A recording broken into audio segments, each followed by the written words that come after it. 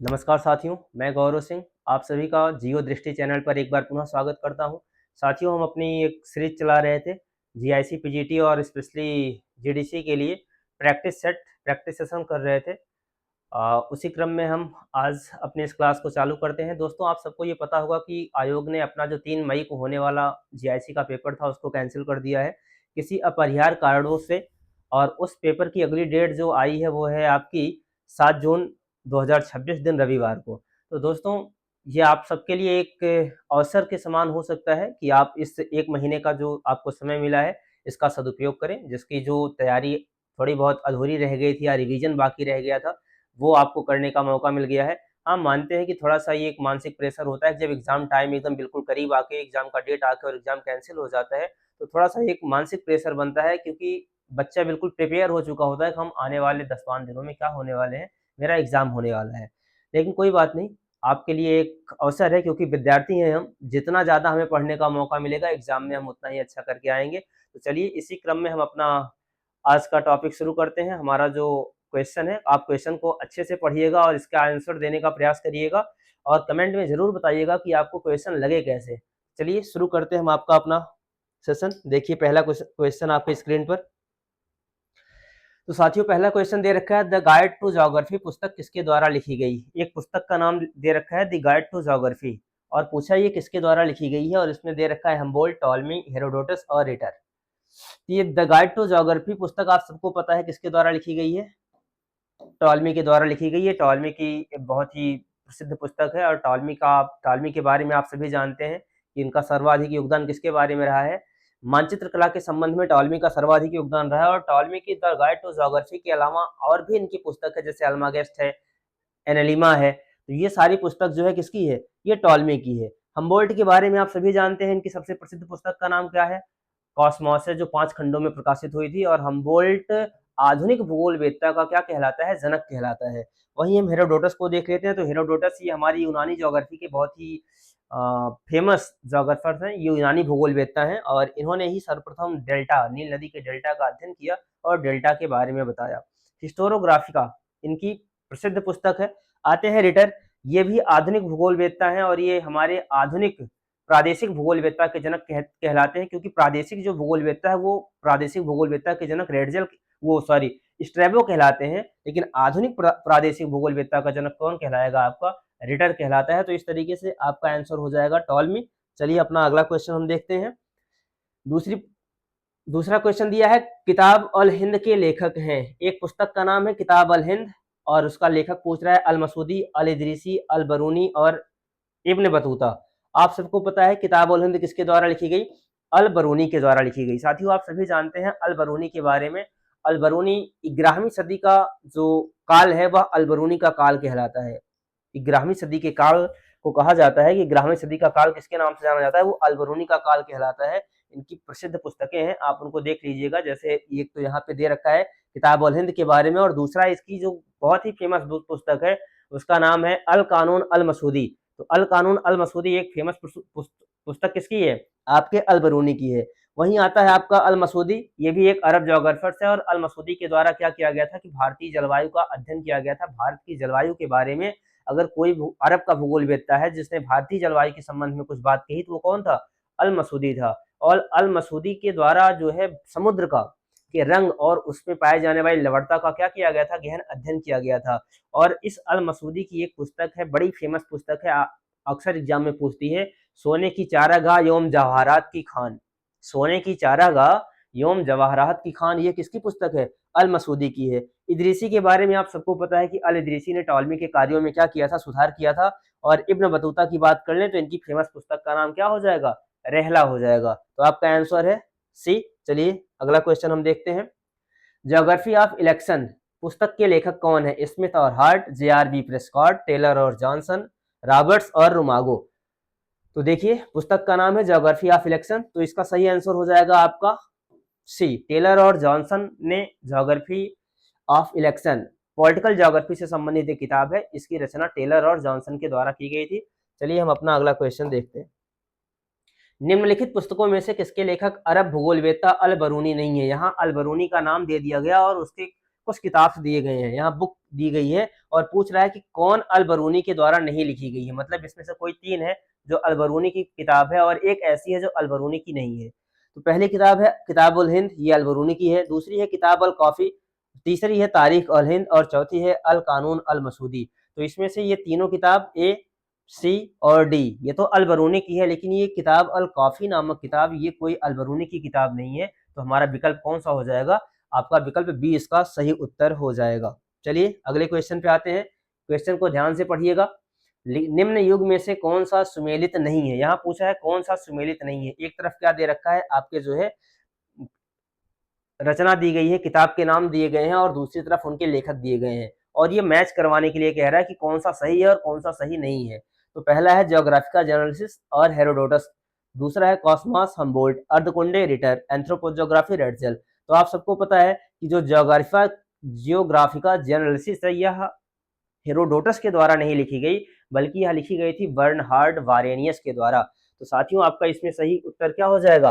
ए, क्योंकि ज्योग्राफिका जर्नलिसिस जो है यह बर्नहार्ड वारेनियस के द्वारा लिखी गई थी। बाकी कॉस्मॉस आपके हम्बोल्ट ने लिखा था, अर्धकुंडे रिटर के द्वारा लिखी गई और एंथ्रोपोजोग्राफी किसके द्वारा लिखी गई? रेटजेल के द्वारा लिखी गई। चलिए अगले क्वेश्चन पे चलते हैं।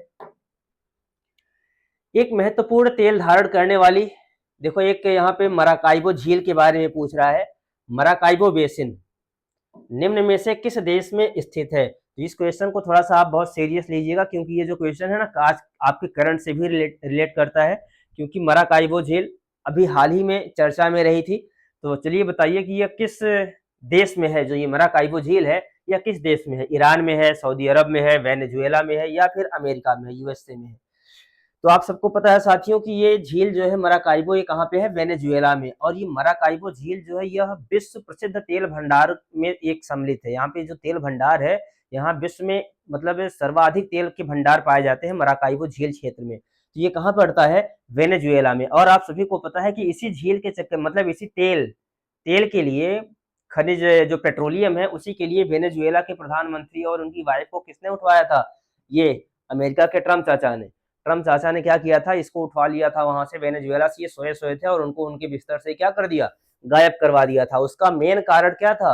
मराकाइबो के झील क्षेत्र में जो पेट्रोलियम पाया जाता है, जो पेट्रोलियम के भंडार है। मतलब वो ट्रम्प चाचा ना सारे दुनिया पूरे विश्व में बस तेल खोज रहे हैं। वो जहां जहां तेल है वहां अपना नियंत्रण करना चाह रहे हैं। तो ये जो वेनेजुएला है दोस्तों, यहाँ हम आपको बता दें विश्व का 22% पेट्रोलियम का भंडारण पाया जाता है। पूरे विश्व में सर्वाधिक तेल का भंडारण अगर कहीं पे है तो वो वेनेजुएला में है और इसीलिए ट्रंप ने क्या किया? वेनेजुएला पे अपना कब्जा किया। चलिए अगले क्वेश्चन पे चलते हैं। वह कृषि पद्धति जिसमें कृषक अपने तथा अपने परिवार के भरण पोषण के लिए फसल उगाता है। मतलब ये कह रहा है कि खेती की यानी कि कृषि की वह कौन सी प्रणाली है जिसमें केवल अपना जीविकोपार्जन करने के लिए, अपना परिवार को चलाने के लिए, खाने के लिए कौन खेती की जाती है? उसको क्या कहते हैं? स्थानांतरित कृषि कहलाती है, जीविकोपार्जन कृषि कहलाती है, या गहन कृषि कहलाती है, या फिर मिश्रित कृषि कहलाती है? चलिए जल्दी से आप सब इसका उत्तर बता दीजिए, क्योंकि अभी मैंने क्वेश्चन पढ़ते पढ़ते इसका उत्तर बता दिया था। तो इसमें हो जाएगी आपकी कौन सी? जीविकोपार्जन कृषि। क्योंकि यहाँ लिखा है भरण पोषण के लिए, अपने परिवार के भरण पोषण के लिए कौन सी की जाती है? जीविकोपार्जन कृषि।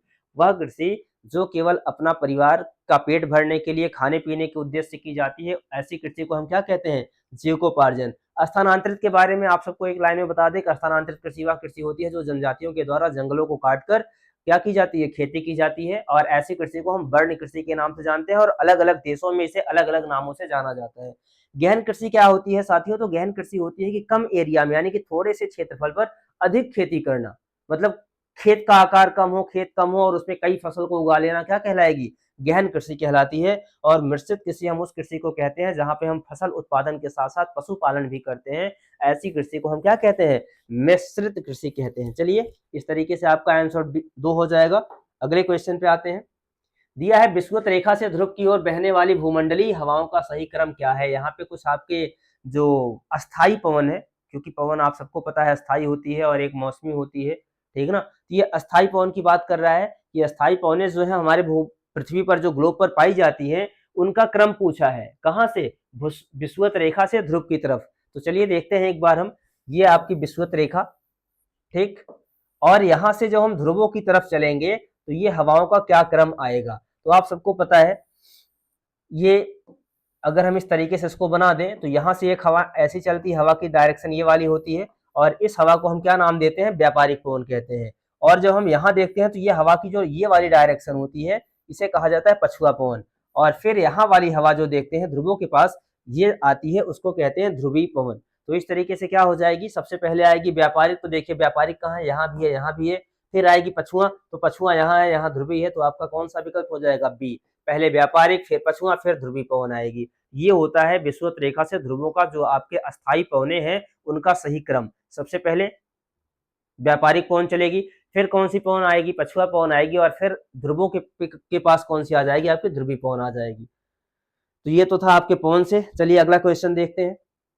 ये एक पुस्तक के बारे में पूछा है, A geography of population world pattern के लेखक कौन है। A geography of population world pattern यह जनसंख्या भूगोल की किताब है और बहुत ही प्रसिद्ध किताब है। यह है ग्लेन त्रिवार्था की पुस्तक। इसकी पुस्तक है, मैंने पहले ही बिना ऑप्शन पढ़े ही बिना ऑप्शन में देखी इसका उत्तर आपको बता दिया।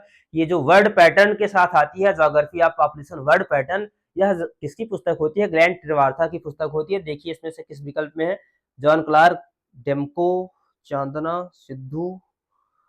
साथियों इसमें त्रिवार्था को तो दिया ही नहीं है, ये मेरे ख्याल से जो है मिस प्रिंट हुआ है, या फिर हम ये कह सकते हैं कि टाइपिंग में गलती हुई है टाइपिस्ट महोदय के द्वारा। तो इसका उत्तर आप सब यहाँ पे नोट कर लीजिएगा, ये हो जाएगा क्या, त्रिवार्था।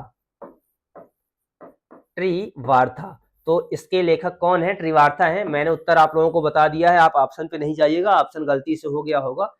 तो यह ज्योग्राफी ऑफ वर्ड, ये geography of population world pattern किसकी पुस्तक हो जाएगी, आपकी ग्लेन त्रिवार्था की हो जाएगी। तो चलिए अगला क्वेश्चन हम देख लेते हैं।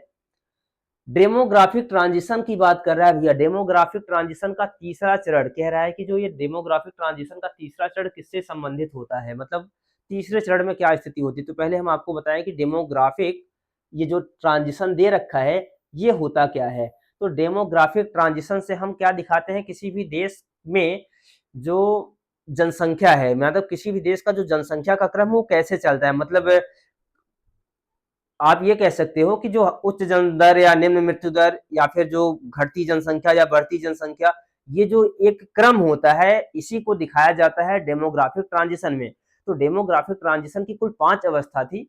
अब आपको ये हमें बताना है, कमेंट बॉक्स में जरूर उत्तर करके हमको बताइएगा, आंसर दीजिएगा कि इस डेमोग्राफिक ट्रांजिशन मॉडल को दिया किसने था और कब दिया था। तो साथियों चलिए हम बताते हैं कि इसका जो तीसरा चरण है जो ये पूछ रहा है कि इस डेमोग्राफी के तीसरे चरण में, क्योंकि मैंने बताया कुल कितने चरण है, 5 चरण है, तो तीसरे चरण में इसमें से क्या शामिल है, उच्च जन्म दर व उच्च मृत्यु दर, उच्च जन्म दर या निम्न मृत्यु दर, घटती जन्म दर और स्थिर जनसंख्या। तो इसमें से क्या आएगा आपके तीसरे चरण में। तो साथियों जो ये उच्च जन्म दर और उच्च मृत्यु दर की बात कर रहा है, या ये ट्रांजिशन मॉडल की प्रथम अवस्था होती है, यानी कि जब समाज हमारा असभ्य होता है, जब समाज में किसी भी प्रकार की मतलब व्यवस्थाएं नहीं होती हैं, तो वहां पे क्या होता है कि जन्म दर उच्च होता है, लेकिन हमारे यहाँ ना किसी प्रकार की चिकित्सा व्यवस्था होती है, कुछ भी सुविधाएं नहीं होती हैं, तो मृत्यु भी उसी हिसाब से होती है। पहले के जमाने में आप सोचिए, आप अपने घर में कोई मतलब बुजुर्ग होंगे, दादा बाबा होंगे, उनसे पूछेगा कि आपके बाबा दादा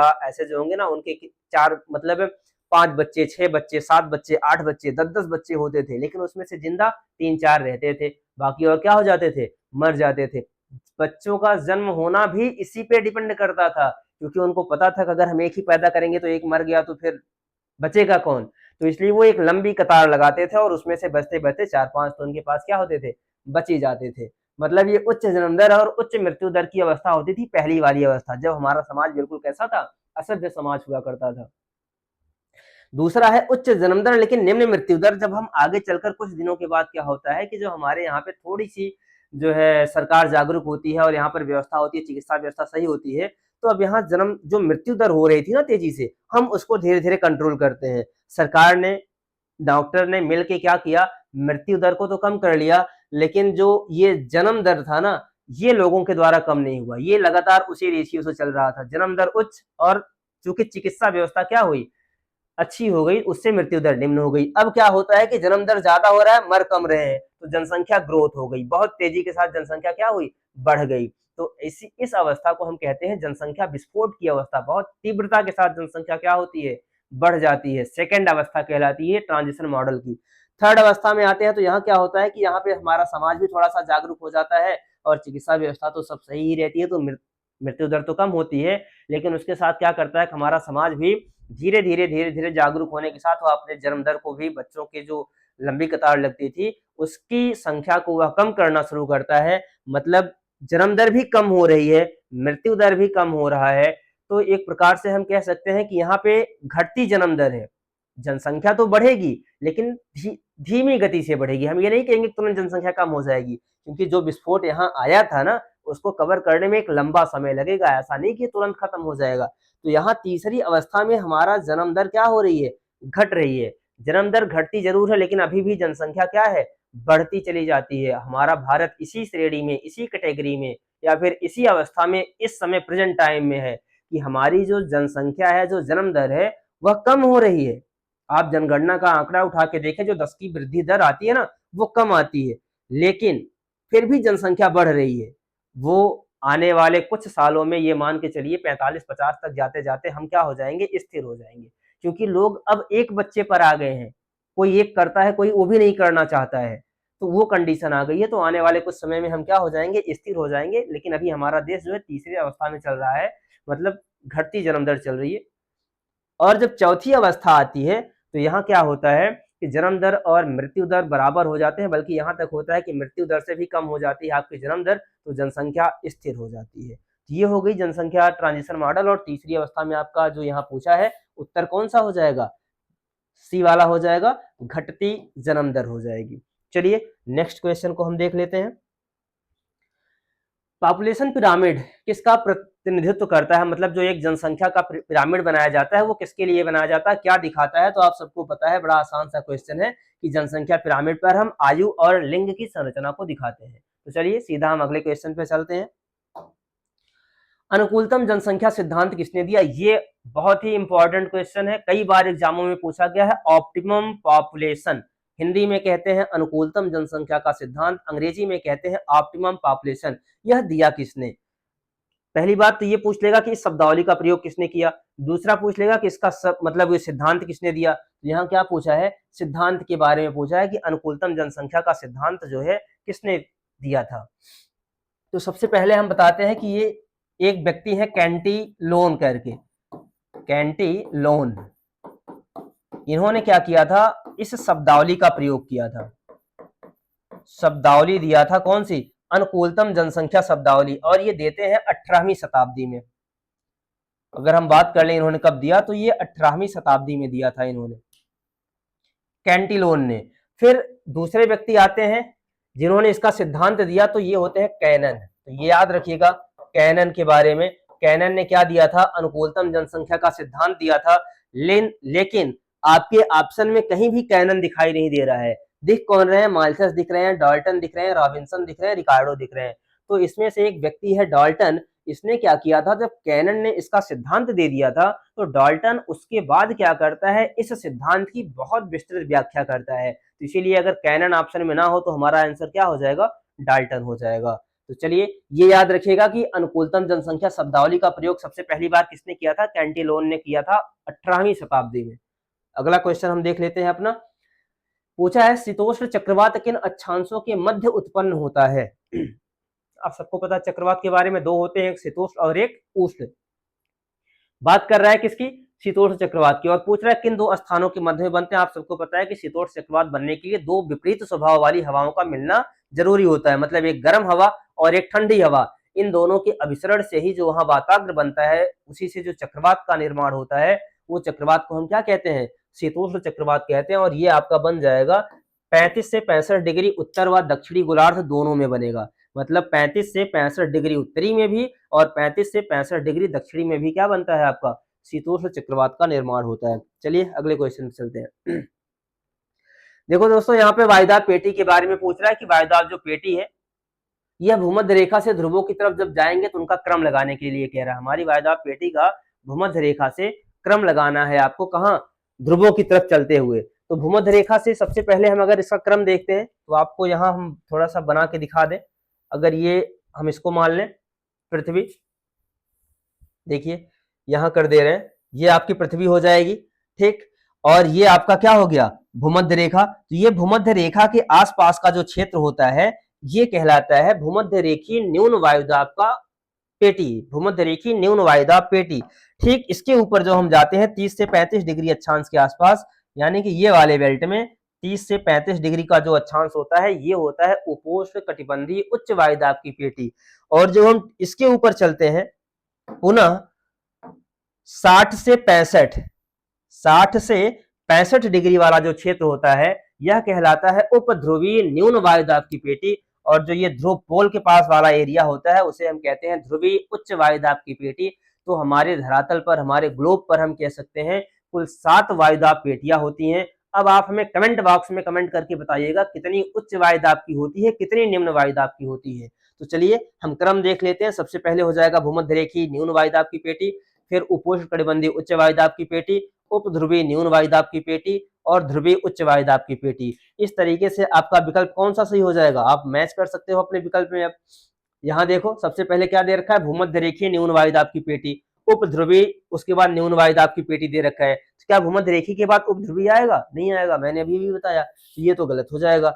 ये वाले देखते हैं, भूमध्य रेखीय न्यून वायुदाब पेटी ठीक है, उपोष्ण उच्च वायुदाब ये भी सही है क्योंकि भूमध्य के बाद उपोष्ण ही आता है, फिर उपध्रुवीय न्यून वायुदाब ये भी सही है और लास्ट में आ जाएगा ध्रुवीय। तो आपका विकल्प सी सही हो जाएगा साथियों। इसमें भूमध्य रेखा से हम जब ध्रुव की तरफ चलेंगे तो ये वाली वायुदाब पेटी क्रम से आएंगी। चलिए अगले क्वेश्चन पे चलते हैं। क्वेश्चन दे रखा है, ये भी आपके क्लाइमेटोलॉजी से ही है। जिस दिशा में पवन प्रवाहित हो रही है, कह रहा है कि जिस दिशा में पवन प्रवाहित हो रही है यदि उस दिशा में मुंह करके खड़े हों तो हवाएं उत्तरी गोलार्ध में अपने दाहिनी तरफ और दक्षिणी गोलार्ध में बाईं तरफ मुड़ जाती हैं। इस नियम को क्या कहते हैं? तो साथियों ये बड़ा ही महत्वपूर्ण नियम है कि अगर हवा जिस तरफ बह रही है उसकी तरफ हम मुंह करके खड़े होते हैं तो उत्तरी गोलार्ध में दाहिनी तरफ और दक्षिणी गोलार्ध में बाएं तरफ हवाएं मूव कर जाती हैं, मुड़ जाती हैं। ये कहते हैं कौन? फेरल ने बताया था और इस नियम को हम कहते हैं फेरल का नियम। तो आपका विकल्प कौन सा सही हो जाएगा? डी सही हो जाएगा। इसमें से मैंने ये आपको बताया था बैज-वायलेट का नियम।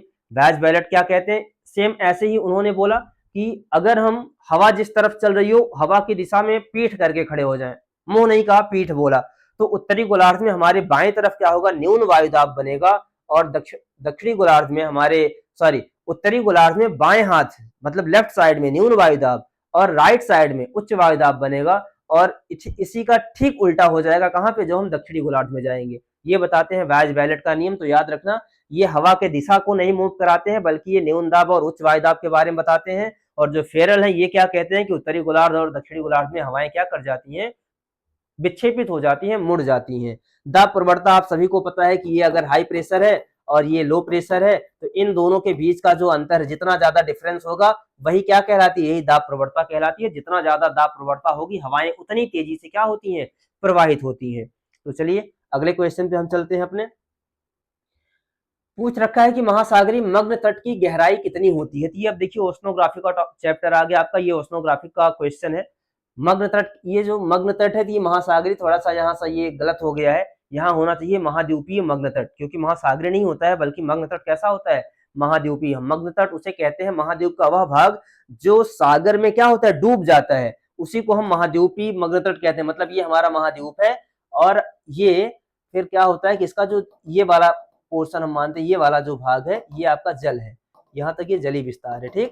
तो ये महाद्वीप का जो यहाँ तक वाला ये भाग है ये जल में डूब गया है, यही भाग क्या कहलाएगा? मग्न तट कहलाता है। ये महासागरी थोड़ी है, ये तो महाद्वीप का ही भाग था, उस पर जल का क्या हो गया? फैला हुआ है, तो जल में वो डूब गया है, तो ये कहलाएगा आपका महाद्वीपीय मग्न तट। उसी की पूछ रहा है गहराई, तो 100 से 200 मीटर के आसपास होती है। तो ये हो जाएगा आपका विकल्प सी सही हो जाएगा। चलिए अगले क्वेश्चन पे चलते हैं हम। पेलजिक पदार्थों का जमाव कहाँ पाया जाता है? ये भी आपके समुद्र विज्ञान का क्वेश्चन है। और समुद्र विज्ञान में जब आप पढ़ेंगे क्या समुद्रों या महासागरों में पाया जाने वाला जो है निक्षेप, ठीक ना, महासागरों में जो निक्षेप होता है हम उसको दो भागों में डिवाइड करके अध्ययन करते हैं। एक तो पेलजिक बोलते हैं और एक क्या बोलते हैं? उसको हम नैरेटिक निक्षेप बोलते हैं। तो इसमें पूछ रहा है कि पेलजिक कहाँ पाया जाएगा और नैरेटिक कहाँ पाया जाएगा। तो हम आपको बता दें साइड में, नैरेटिक निक्षेप महासागरों के तट पर बिल्कुल किनारे पर जो जमा होते हैं उनको हम नैरेटिक निक्षेप कहते हैं। और जो गहराई वाले महासागरों में, गहरे सागरों में जाके जमा होते हैं उन्हीं को हम क्या नाम देते हैं? पेलजिक निक्षेप कहते हैं। और ये हो जाएगा आपका विकल्प सी। इस तरीके से अगाध समुद्रों में, अगाध का मतलब गहरे सागरों में जो निक्षेप जमा होते हैं उन्हीं को हम क्या कहते हैं, पेलजिक पदार्थ कहा जाता है। तो आप हमें कमेंट करके बताइएगा नैरेटिक और पेलजिक में मिलाकर कौन कौन से निक्षेप होते हैं। चलिए हम ये भी बता दे रहे हैं कि एक होता है डायटम, एक होता है टेरोपाड, एक होता है ग्लोबेरिना और एक होता है रेडियोलारियन। अब आपको मुझे इसमें से ये बताना है कि कौन सा पेलेजिक है और कौन सा नैरेटिक है। कमेंट में जरूर इसका आंसर बताइएगा। चलिए अगले क्वेश्चन पे चलते हैं। ये दे रखा है कि ज्वार भाटा, यहाँ देखो सिद्धांत है, ज्वार भाटा की उत्पत्ति से संबंधित नहीं है, ये ध्यान से पढ़ना। पूछा है कि ज्वार भाटा की संबंध में कौन सा सिद्धांत नहीं है, मतलब यहाँ कुछ सिद्धांत दिए गए हैं और किसने उस सिद्धांत को दिया है वो भी दिया गया है, और ये पूछ रहा है कि कौन सा उनसे संबंधित नहीं है। पहला है प्रगामी तरंग सिद्धांत, विलियम हब्बल ने दिया, बिल्कुल सही है। स्थैतिक तरंग सिद्धांत हैरिस ने दिया, ये भी सही है। संतुलन सिद्धांत न्यूटन ने दिया, ये भी सही है। हिमनद नियंत्रण सिद्धांत डेली ने दिया, ये भी सही है। लेकिन सही तो सिद्धांत सभी हैं, जिसने किसने कौन सा दिया है, लेकिन अब ये पूछा है ना कि कौन सा ज्वार भाटा की उत्पत्ति से संबंधित है। तो आपके ये तीनों ऊपर के ABC, ये तीनों ज्वार भाटा की उत्पत्ति से संबंधित होते हैं, लेकिन जो आपका हिमनद नियंत्रण सिद्धांत है ये ज्वार भाटा की उत्पत्ति से संबंधित नहीं होता है। तो पूछा है कौन सा नहीं है, तो आपका विकल्प कौन सा हो जाएगा, विकल्प डी इसमें सही हो जाएगा। तो इस तरीके से आपका आंसर क्या हो जाएगा इसमें, डी। चलो अगला क्वेश्चन देख लेते हैं। निम्न में से किस देश की स्थानांतरण कृषि तमराई, देखो यहाँ एक स्थानांतरण कृषि का नाम दे रखा है तमराई। अभी मैंने थोड़ी देर पहले बताया था कि स्थानांतरण कृषि को अलग अलग देशों में अलग अलग नामों से जानते हैं। ठीक वही क्वेश्चन उठा के पूछा है कि किस देश में तमराई कहते हैं, जो स्थानांतरित कृषि होती है किस कंट्री में उसको हम तमराई कहते हैं। श्रीलंका में कहते हैं, म्यांमार में कहते हैं, फिलीपींस में या थाईलैंड में। तो आप सबको पता होना चाहिए कि थाईलैंड में जो स्थानांतरित कृषि होती है उसे हम तमराई कहते हैं। यही श्रीलंका को देख लें तो यहाँ श्रीलंका में क्या हो जाएगी, चन्ना हो जाएगी। म्यांमार में क्या होगी, तुंग्या हो जाएगी। और फिलीपींस में कैगिन हो जाएगी। ठीक, तो ये आपके कुछ अलग अलग देशों में पाए जाने वाले क्या है, स्थानांतरित कृषि है। अपने भारत में क्या कहते हैं, झूमिंग कहते हैं। अपने भारत में भी अलग अलग राज्यों में अलग अलग नाम से जानते हैं, जैसे हम मध्य प्रदेश छत्तीसगढ़ में चले जाए तो दहिया कहते हैं। यहाँ कन्याकुमारी कोरोमंडल तट केरला और ये कर्नाटक के बॉर्डर की इस साइड में आ जाए पश्चिमी घाट की तरफ तो कुमारी बोलते हैं। आंध्र प्रदेश में पूनम के नाम से जानते हैं। ये तो हो गया। ये अपने राजस्थान में चले जाओ, राजस्थान में वालरा कहते हैं स्थानांतरित कृषि को। ये तो हमारे भारत में हो गए। लेकिन अन्य देशों में चले तो श्रीलंका में चन्या है, म्यांमार में तुंग्या है, फिलीपींस में कैगिन है, और जो आपका क्वेश्चन पूछा है तमराई, वो कहाँ हो जाएगा, थाईलैंड में हो जाएगा। इसी तरीके से कई और भी देश हैं, जैसे वेनेजुएला भी मैंने चर्चा किया था, वो करंट में है। तो वेनेजुएला का जो स्थानांतरित कृषि है उसको कोनको कहते हैं। मेडागास्कर में हम उसको जो है तवा कहते हैं। जापान के आसपास में उसको हम हुमा के नाम से जानते हैं। तो ये चीजें थोड़ा सा आप रिवीजन करिएगा, यहाँ से क्वेश्चन बनते हैं। तो चलिए हम अगले क्वेश्चन पे चलते हैं अपने। पूछा है डोनबास नामक कोयला क्षेत्र, ये एक बड़ा प्रसिद्ध कोयला क्षेत्र है, डोनबास कोयला क्षेत्र। पूछ रहा है ये कहाँ पाया जाता है। तो अगर देश पूछे तो आप सीधा बताना, यूक्रेन और रसिया के मध्य में जो क्षेत्र फैला है वो कौन सा क्षेत्र होता है, डोनबास कोयला क्षेत्र होता है। लेकिन यहाँ देश नहीं दिया है, यहाँ कुछ सागर महासागर दिया है, उससे बताना है। तो यहाँ आपका पहला विकल्प सही हो जाएगा, काला सागर के उत्तर में। यहाँ अजोब भी दे दिया है, तो चलिए ठीक है, काला और अजोब के उत्तर में है। अगर केवल काला हो तो भी सही है कि काला सागर के उत्तर में जो कोयला क्षेत्र है उसको हम क्या कहते हैं, डोनबास का कोयला क्षेत्र कहते हैं। तो काला और अजोब के उत्तर में जो कोयला क्षेत्र क्या कहलाएगा, डोनबास। नेक्स्ट क्वेश्चन को हम देख लेते हैं। विश्व में पेट्रोलियम के सर्वाधिक संचित भंडार वाला देश। अभी मैंने थोड़ी देर पहले जब वेनेजुएला को बताया था तो बताया था कि वेनेजुएला विश्व का सर्वाधिक संचित भंडार वाला देश है। 22% तेल का भंडारण कहाँ है, वेनेजुएला में। तो देख लो।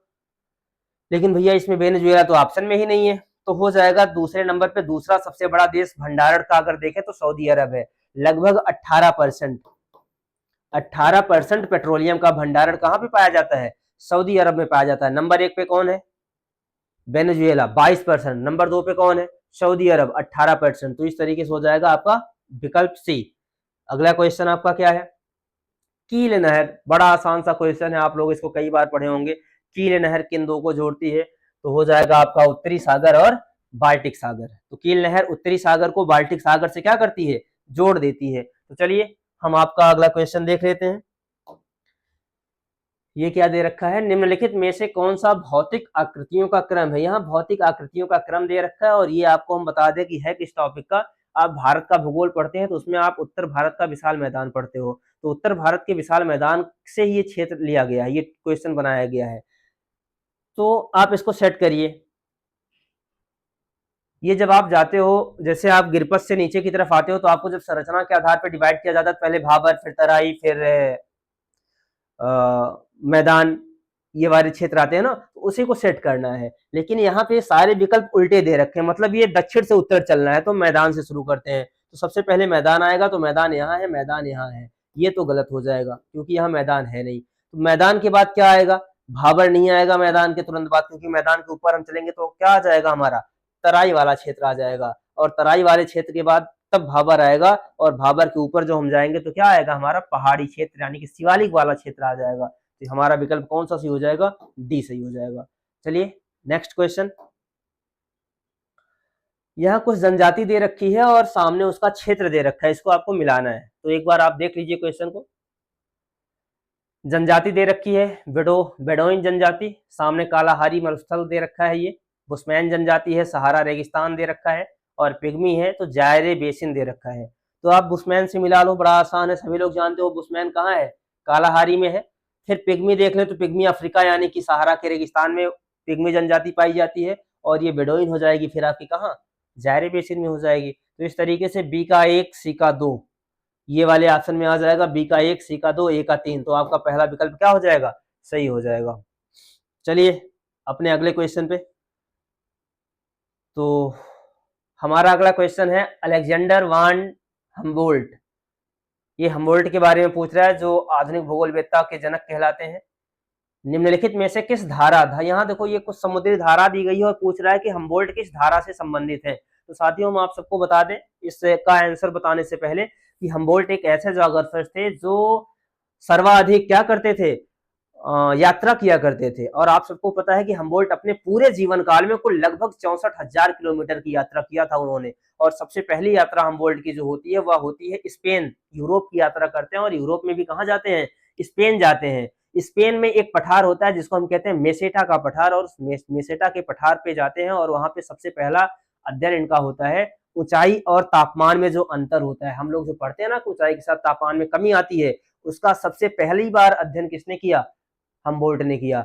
समताप रेखाओं के आधार पर मानचित्र बनाया, यानी समताप रेखाओं के बारे में सबसे पहली बार कौन बताते हैं, तो हम्बोल्ट बताते हैं। इनकी पहली यात्रा यूरोप की होती है, और दूसरी यात्रा जब ये जाते हैं अपने साउथ अमेरिका महाद्वीप में, इनकी सेकेंड यात्रा कहाँ पे होती है, दक्षिण अमेरिका महाद्वीप में। और वहीं पर ये एक धारा की बात करते हैं, पेरू धारा को देखते हैं, पेरू धारा के बारे में, इसकी विशेषता के बारे में बताते हैं। इसीलिए पेरू धारा का जो दूसरा नाम होता है, इसी को कहते हैं हम हम्बोल्ट की धारा। तो जो हम्बोल्ट हमारे हैं वो किससे संबंधित है, पेरू की धारा, पेरू की धारा या हम्बोल्ट की धारा के नाम से जाना जाता है, क्योंकि इसकी खोज, इसके बारे में बताने वाला जो भूगोलवेत्ता हम्बोल्ट ही थे। यही जब वो दक्षिण अमेरिका महाद्वीप में गए थे, तो इन्होंने पनामा नहर के निर्माण की सलाह दी थी। पनामा नहर को बनाने की बात की थी। अब आपसे एक क्वेश्चन है, आप कमेंट बॉक्स में क्वेश्चन आंसर जरूर बताइएगा कि हम्बोल्ट ने जो पनामा नहर बनाने का सजेशन दिया, सलाह दिया था, वो किस देश को दिया था। जो दक्षिणी अमेरिका महाद्वीप में जब इन्होंने पनामा नहर निर्माण करने की बात करी, तो किस देश को इन्होंने सजेशन दिया था, इसका उत्तर आप हमें बताएंगे कमेंट बॉक्स में। इस क्वेश्चन का आंसर सही हो जाएगा सी, हम्बोल्ट पेरू धारा से संबंधित है। तो चलिए अगले क्वेश्चन पे चलते हैं। तो साथियों आपका आज का इतना ही क्वेश्चन था, आज के हमारे सेशन में इतना ही क्वेश्चन मैंने लिया था। 25-26 क्वेश्चन करवाया गया आप लोगों को। तो मैंने आप लोगों से बोला भी था कि हम अपने हर सेशन में 25 से 30 क्वेश्चन को लेकर आएंगे, और हम कम क्वेश्चन को इसलिए लेते हैं ताकि हम उतने ही समय में सारे ऑप्शंस पे चर्चा कर सकें। और अगर हमें बस ऐसे एक एक ऑप्शन बताना होता तो हम 50 क्वेश्चन हम भी करा सकते थे, लेकिन हम चारों विकल्पों को सोचते हैं कि आप सबके मतलब जितने यहाँ विकल्प हैं उनको आपको बताया जाए, आप उनसे परिचित हो, यानी कि एक क्वेश्चन पढ़ने से आपके और भी टॉपिक आपको क्या हो जाए, वो क्लियर हो जाए। तो दोस्तों आज की क्लास में बस इतना ही, मिलेंगे अगली क्लास में अगला कुछ और अच्छे आए हुए प्रैक्टिस, कुछ पीवाईक्यूज और कुछ एमसीक्यूज लेकर, जो आपके एग्जाम के लिए बहुत ही महत्वपूर्ण हो सकते हैं। तो साथियों अगर ये क्लास आप लोगों को पसंद आई हो, क्वेश्चन अच्छे लगे हो, तो क्लास को लाइक जरूर करिएगा और हमारे इस चैनल को सब्सक्राइब करिएगा। धन्यवाद।